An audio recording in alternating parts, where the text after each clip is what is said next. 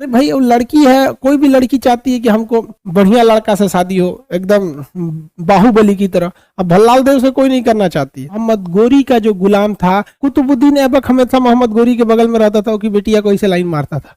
कुतुबुद्दीन ऐबक जो था उसने सीधे सीधे किसकी बेटी से फंसा लिया, गौरी के।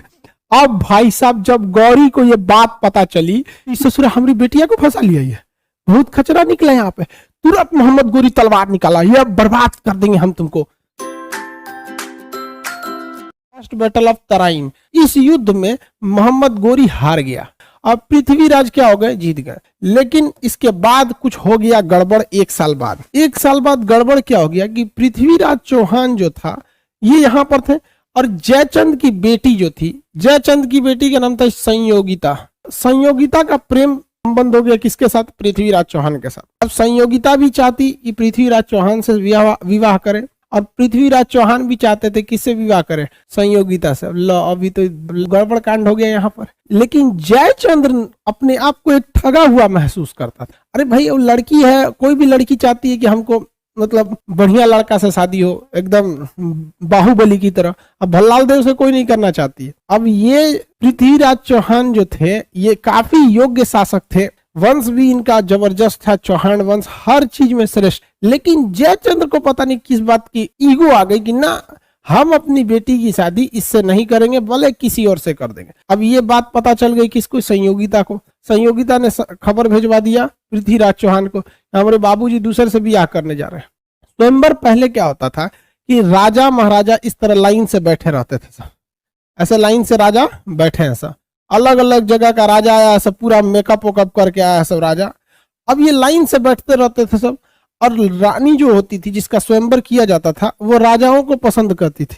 ऐसे कौन सा राजा इसको सबसे ज्यादा पसंद है, फला जगह के राजा स्वयंवर में। ऐसे महाभारत में भी देखेंगे स्वयंवर हुआ था। स्वयंवर में पृथ्वीराज चौहान को जयचंद ने बुलाया ही नहीं, हालांकि पृथ्वीराज चौहान की अपमान करने के लिए, कहानियों में ऐसा भी है, तो पृथ्वीराज चौहान का पुतला लगा दिया वहां पे, जयचंद ने पुतला लगा दिया। तो ये बात बहुत खराब लगी किसको, संयोगिता को। संयोगिता किसी को पसंद नहीं की, और जयचंद भाई भड़क गया कि भाई तू किसी भी लड़का को इसमें पसंद नहीं कर रही है, ब्याह कैसे करेंगे हम। संयोगिता ने खबर भेजवा दिया किसको, पृथ्वीराज चौहान को, कि आज हमको लेके चलना है। तो भाई पृथ्वीराज चौहान भी काहे को कम, ले आ घोड़ा निकालो, सैनिक चलते हैं। तो यहाँ से सीधे लेके चले गए कहाँ पर, स्वयंवर में पृथ्वीराज चौहान। और स्वयंवर में सबके सामने संयोगिता ने पृथ्वीराज चौहान के गले में हार डाल दिया, मतलब यही पसंद किए हैं इनको। अब पृथ्वीराज चौहान लेके चल दिया किसको, संयोगिता को, अपने यहाँ शादी ब्याह करके। अब यहाँ जयचंद्र की डबल ट्रिपल बेइज्जती हो गई।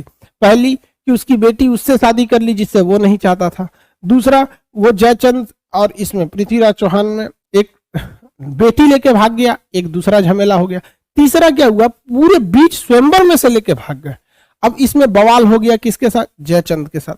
अब यही गड़बड़ हो गया, जयचंद ने दिक्कत कर दिया।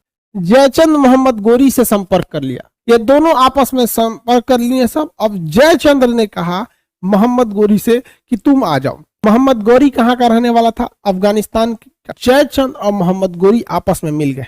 अब इससे मोहम्मद गोरी को फायदा ये नहीं हुआ कि जयचंद बहुत बड़ा शासक था, नहीं, जयचंद्र को हर वो खुफिया रास्ता, हर वो खुफिया जानकारी पता थी जो मोहम्मद गोरी के लिए जरूरी थी। दुनिया का कोई भी चीज हो, हर चीज की कुछ ना कुछ कमजोरी होती है, इसलिए पृथ्वीराज चौहान की सेना की क्या क्या कमजोरियां थी वो सारी कमजोरियां जयचंद को पता थी। और ये जयचंद ने किसको बता दिया, मोहम्मद गोरी को। और मोहम्मद गोरी इन सारी कमजोरियों के साथ हमला कर दिया किसके ऊपर, पृथ्वीराज चौहान के ऊपर। और पृथ्वीराज चौहान के किला तोड़ के और पृथ्वीराज चौहान के साम्राज्य पर अधिकार कर लिया, और पृथ्वीराज चौहान को बंदी बना लिया गया।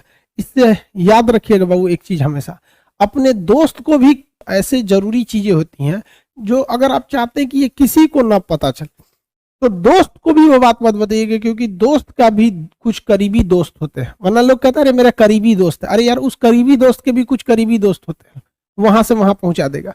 यही हो गया जयचंद के साथ वहां। दूसरा इस ससुर जयचंद को नहीं समझ में आ रहा था कि पृथ्वी अपनी दामाद को मरवा दिए। सिंपल सी बात है, अगर आप कहते हैं कि मोहम्मद गोरी बहुत ही चतुर या फिर धोखेबाज था, नहीं भैया, ये उतना धोखेबाज, उतना खतरनाक, उतना चतुर नहीं था जितना जयचंद्र बेवकूफ थे।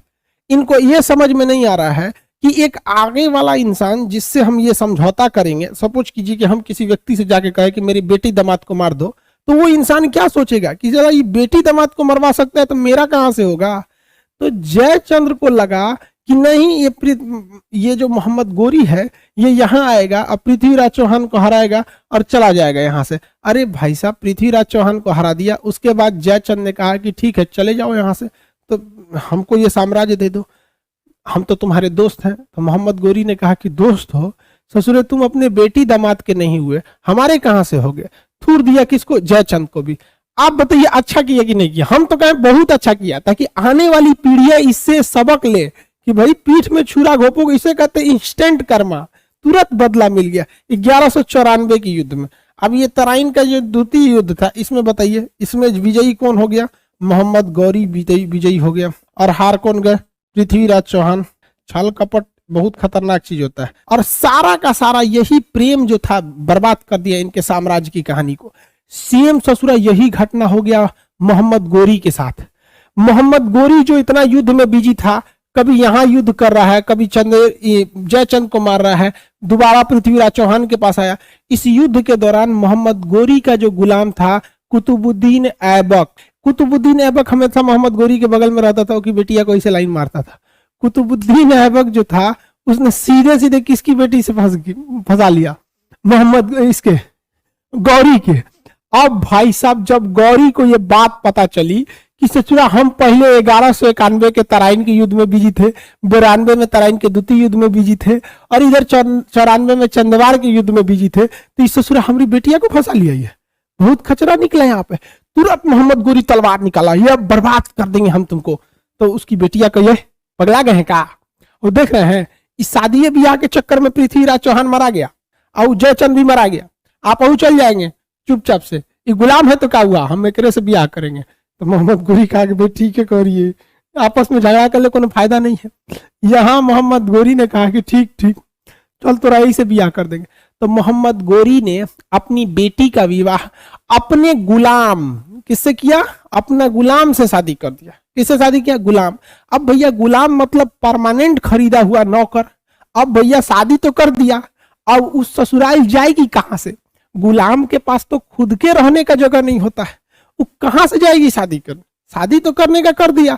और भी जानते हैं आप, बताइए अगर ये पृथ्वीराज चौहान और जयचंद के बीच में विवाद नहीं हुआ रहता तो क्या मोहम्मद गोरी की बेटी की शादी कुतुबुद्दीन ऐबक से हो जाती? आपको क्या लगता है? पृथ्वीराज चौहान और जयचंद्र के बीच में विवाद नहीं होता तो नहीं होता। हाँ एकदम सही बोला, नहीं होता। और मार देता कुतुबुद्दीन ऐबक को, हमारी बेटी को फंसाएगा। अरे यार ये सब प्रेम उरेम चक्कर बड़ी खराब होता है, इसलिए लड़की सबको देखबे मत करो, वरना तू देखोगे ना तू ऐसे ऐसे ऐसा करेगी, सब बाल हटा कर ऐसे ऐसे तू पिघल जाएगा। देखबे मत करो ससुरा, तो नहीं बहुत चौपट कर देगी सब, ये बहुत खतरनाक होती है सब। अब हम क्या किए, तू क्या किए हो? पटाखा में आग तुम ही लगाई है तो भड़कबे न करेगा, और सब चीज बहुत खतरनाक समझ कि नहीं।